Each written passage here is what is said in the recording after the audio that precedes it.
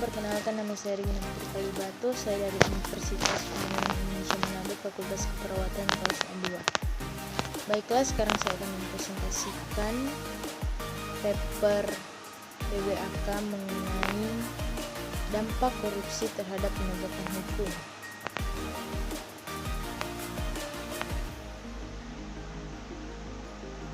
Sejak lahirnya Undang-Undang Nomor 24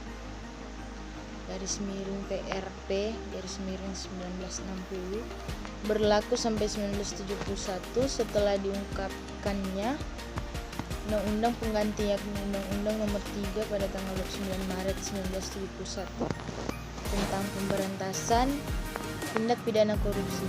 Baik pada waktu berlakunya kedua undang-undang tersebut dinilai tidak mampu berbuat banyak dalam pemberantasan korupsi di Indonesia.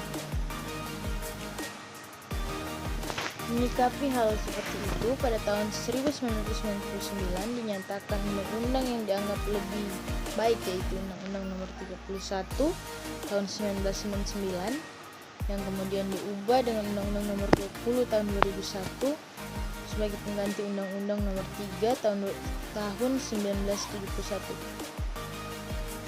Kemudian pada tanggal 27 Desember telah dikeluarkan Undang-Undang Nomor 30 tahun 2002 tentang Komisi Pemberantasan Korupsi, yaitu sebuah lembaga negara independen yang berperan besar dalam pemberantasan korupsi di Indonesia.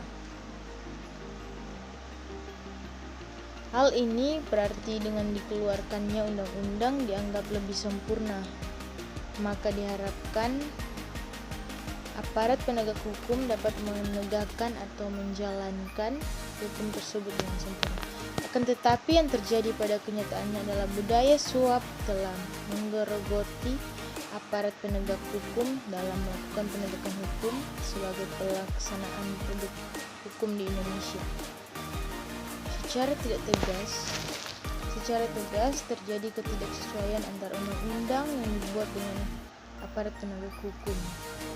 Sejak dikeluarkannya Undang-Undang tahun 1960, gagalnya pemberantasan korupsi disebabkan karena pejabat atau penyelenggara negara tertentu turut campur dalam pemberantasan urusan penegakan hukum yang mempengaruhi dan mengatur posisi jalannya pengadilan. Dengan hal ini demikian berarti penegakan hukum tindak pidana di Indonesia telah terjadi feodalisme hukum secara sistematis oleh pejabat-pejabat negara. Kesemua jenis ini, apapun alasannya dan motivasinya, merupakan bentuk penyalahgunaan terhadap norma-norma tanggung jawab dan menyebabkan kerugian bagi badan-badan negara dan publik. Sampai di sini presentasi saya mohon maaf jika banyak salah. Terima kasih. Selamat datang di Universitas Pembangunan Indonesia Manado yang terletak dekat dengan kawasan bisnis Bahu Mall Manado. Tempatnya di Kelurahan Bahu, Lingkungan 3 Manado, sangat strategis di pusat kota Manado. Dibangun di atas lahan seluas 2,5 hektar, Universitas Pembangunan Indonesia Manado berdiri megah dengan ruangan 7 lantai, terdiri dari ruangan kelas, ruangan kantor, perpustakaan, laboratorium komputer, laboratorium keperawatan, pengadilan semu, dan laboratorium bahasa, kantin, serta rooftop di lantai atas. Universitas Pembangunan Indonesia Manado memiliki 6 fakultas dengan program studi, yaitu Fakultas Pertanian, Prodi Agribisnis, Fakultas Hukum, Prodi Hukum, Fakultas Teknik, Prodi Teknik Elektro dan Teknik Sipil, Fakultas Ilmu Sosial Ilmu Politik, Prodi Ilmu Politik, Fakultas Sastra, Prodi Sastra Inggris, Fakultas Keperawatan, Prodi Ilmu Keperawatan, dan Profesi Nurse.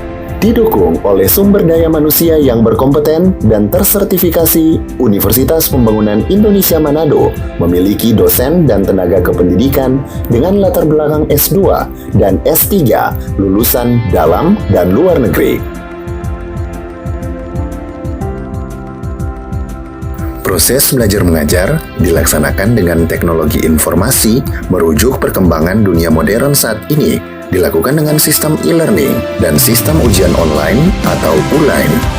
Hasil Tracer Student Universitas Pembangunan Indonesia Manado dan Fakultas menyebutkan lulusan UNPI sudah tersebar di dalam dan luar negeri.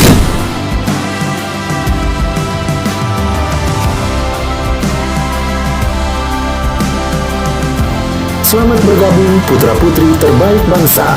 Kembangkan dirimu, raih cita-citamu setinggi bintang di langit.